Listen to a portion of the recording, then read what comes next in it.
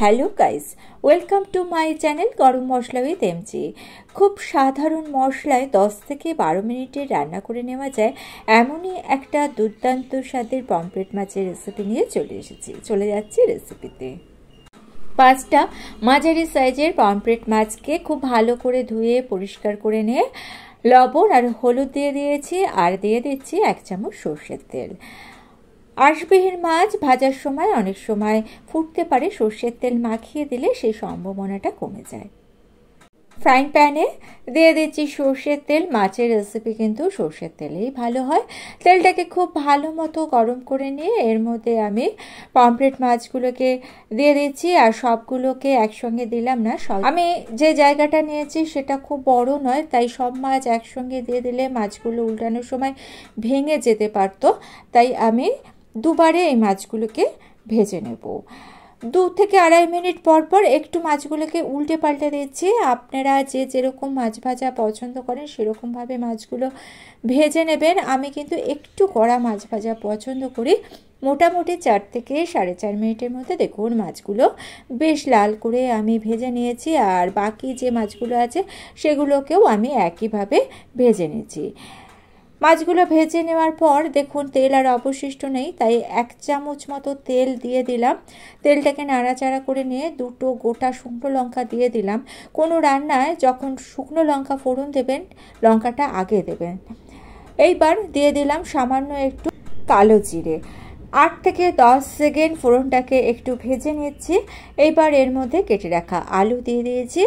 আলুটাকে দেখুন আমি লম্বা করে কেটে নিয়েছি, পাতলা করেও কেটে দিয়েছি। নুন দিয়ে দিলাম, এর ফলে আলুটা তাড়াতাড়ি নরম হয়ে যাবে। মোটামুটি 2.5 থেকে 3 মিনিট মতো মিডিয়াম ফ্লেমে কড়াইটাকে ঢেকে আলুটাকে লাল করে ভেজে নিয়েছি। আর ঢেকে দেবো না, আলুটাকে আর একটু লালচে করে ভেজে নেব। আর ওই 2 থেকে 1 মিনিট মতো ভেজে নিলেই হবে। আর এই আলুটা ভাজতে ভাজতে একটা মশলা আমি তৈরি করে নিচ্ছি। দেখুন, একটা বাটির মধ্যে একটু জল নিয়ে নিলাম, তার মধ্যে হলুদ দিয়ে দিলাম, 1 চামচ জিরের গুঁড়ো দিয়ে দিলাম, আর 1 চামচ ঝাল লঙ্কার গুঁড়ো দিয়ে দিলাম। লঙ্কার গুঁড়োটা আপনারা নিজেদের টেস্ট অনুযায়ী দেবেন। আর এই ভাজা আলুর মধ্যে এবার মশলাটাকে দিয়ে দিলাম, কাঁচা লঙ্কা দিয়ে দিলাম।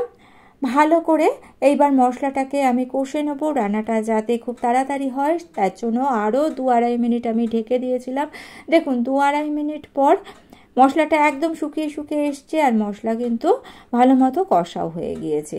দিয়ে দিচ্ছি 2.5 কাপ মতো গরম জল, স্বাদ অনুযায়ী লবণ দিয়ে দিলাম। আবারও ঢেকে দেব, ঝোলটা ফুটে যাবে মোটামুটি ওই 4 থেকে 4.5 মিনিট পরে। এইবার আমি একটু আলুটাকে চেক করে নেব। আলু দেখুন সুন্দর সেদ্ধ হয়ে গিয়েছে। কম সময়ের মধ্যে কিন্তু এই আলুটা সেদ্ধ হয়ে যায়, যেহেতু ভালো মতো ভাজা হয়েছিল। ভেজে রাখা মাছগুলোকে দিয়ে দিলাম, আর এই মাছ দিয়ে কিন্তু খুব বেশি ফোটানোর কোনো প্রয়োজন নেই, কারণ মাছগুলো খুবই নরম, বেশি ফোটালে মাছগুলো ভেঙে যেতে পারে। 2-2.5 মিনিট ভেজে নিয়ে গ্যাসের ফ্লেম অফ করে দিয়ে আমি পাত্রটাকে ঢেকে দিচ্ছি 5 মিনিটের জন্য।